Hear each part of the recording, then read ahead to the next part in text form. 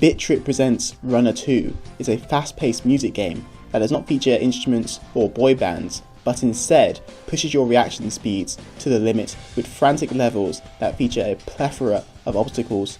The PS4 version does not do that much to differentiate itself from previous versions, but it is a great place to try a tough yet enjoyable rhythm game. Runner 2 features 5 worlds of sliding, blocking, jumping, and dancing. The general gameplay is fun due to the intuitive control scheme, in addition to the well-paced introductions of new mechanics.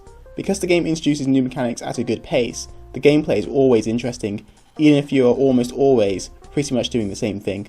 Just like the mechanics, Runner 2's level design is also top-notch, with plenty of variety and great fast-paced action.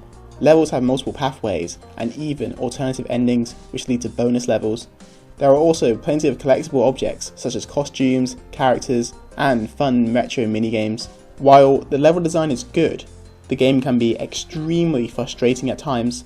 This is due in part to the fact that you can only take one hit before death. Due to objects jumping out of nowhere, expect to die a lot.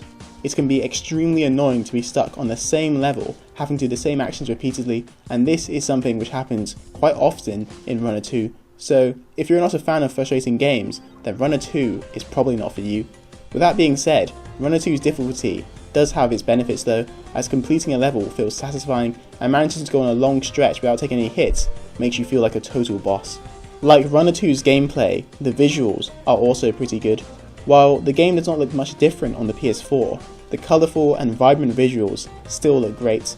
The backgrounds feature plenty of animations, meanwhile each of the worlds look completely different to one another. The only issue with the visuals is that Commander Video tends to go through enemies, which can make timing some of the jumps much harder than they need to be. What does not have any weaknesses at all though is the sound design, which is awesome.